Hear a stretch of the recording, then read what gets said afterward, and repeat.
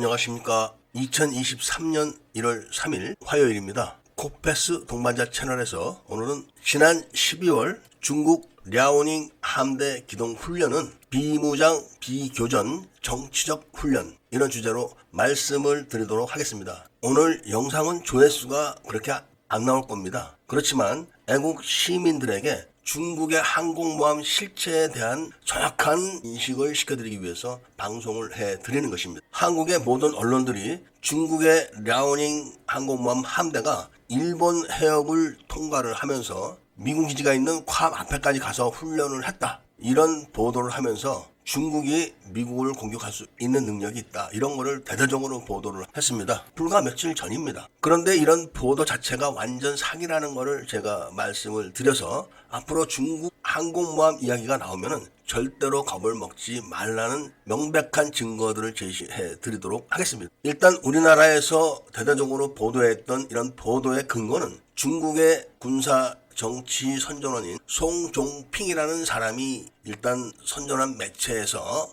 따온 겁니다. 송종핑이라는 사람은 본 채널을 오래 구독하신 분들은 누군지 대충은 아실 겁니다. 바로 KF-21이 공개를 하고 드디어 지상실험을 했다 하는 보도가 나갔던 거를 다 기억을 하실 겁니다. 그때 그러니까 KF-21이 지상실험을 했을 때 중국의 FC-31 기체가 지상실험을 했다고 중국 관영 매체에다가 선전을 했던 인물입니다. 중국의 FC-31은 중국에서 제식 번호 J-35로 명명이 돼 있으면서 지금 함재기로 운용을 하려고 온갖 수리를 다 하고 있는 그 기체입니다. 그리고 이륙을 한 지는 10년이 넘은 기체입니다. 그 10년이 넘은 기체를 우리나라의 KF-21이 지상실험을 했을 때 같이 또 지상실험을 했다고 선전했던 인물이 바로 송종핑인데, 한국에서 KF-21이 지상실험을 했다고 발표하기 이전에 카이에서 KF-21 기체의 기밀이 다 해킹됐다, 이렇게 신고를 하셨던 것을 기억하실 겁니다. 그러면서 하태경이라는 사람이 즉각 북한이 해킹했다, 이렇게 성명서를 발표했던 것도 기억을 하실 겁니다.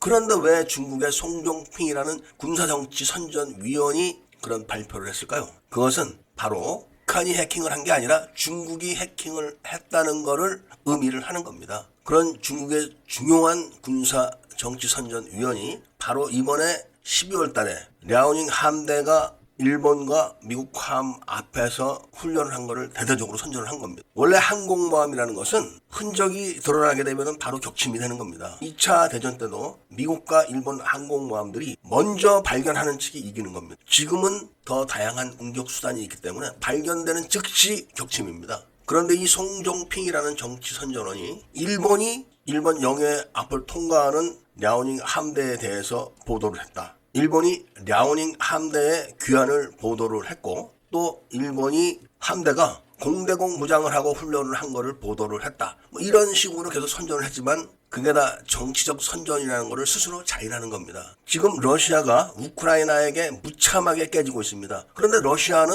처음에 3일 안에 우크라이나의 수도를 점령하겠다, 이렇게 발표를 했다가 지금 본토까지 얻어맞고 있는 실정입니다. 그동안 엄청나게 선전됐던 러시아의 첨단 무기들이 얼마나 형편없는지를 전 세계에 알린 겁니다. 바로 이 랴오닝 항공모함이 그런 겁니다. 일단 랴오닝 항공모함이 3일 동안 60회 출격 훈련을 했는데 이거 신기록이다, 이런 이야기를 합니다. 60회 출격이 3일이면 하루에 20회를 한 겁니다. 그런데 원래 훈련을 했을 때는 하루에 10회 훈련을 했습니다. 그러니까 10회 이상은 출격하기가 어렵다는 겁니다. 그런데 20회라고 한 거를 누가 받겠습니까? 총 130회 출격 훈련을 했는데 그 중에 70회가 바로 헬리콥터 2차 분유 훈련이기 때문에 그건 언급할 필요가 없습니다. 구축하면서도 하고 호위하면서도 할 수 있기 때문에 그런 거죠. 단지 전투기의 이륙이 60회인데 1일 20회라는 겁니다. 1일 20회 출격을 해서 미국 항공모함 함대하고 싸울 수 있을까요? 다 했다고 인정을 하고 말을 하는 겁니다. 그것도 비무장입니다. 단지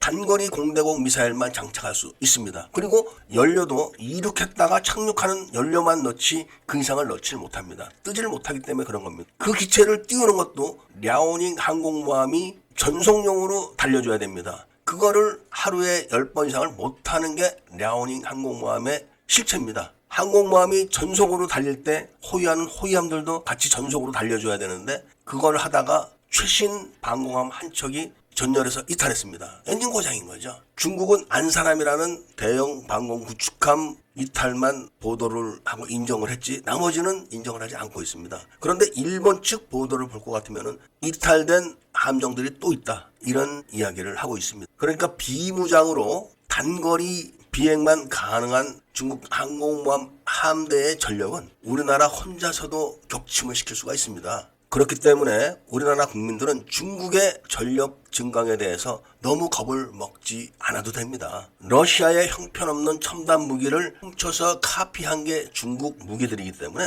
중국의 인해 전술은 무서워해도 되지만 중국 첨단 무기의 공격은 다 거짓말이라는 말씀을 드리면서 오늘 이야기를 마치고자 합니다. 애국 시민분들과 밀매분들께서는 구독을 꼭 해주시고 좋아요와 알림 설정을 부탁드리면서 이야기를 들어주신 데 대해서 감사드립니다.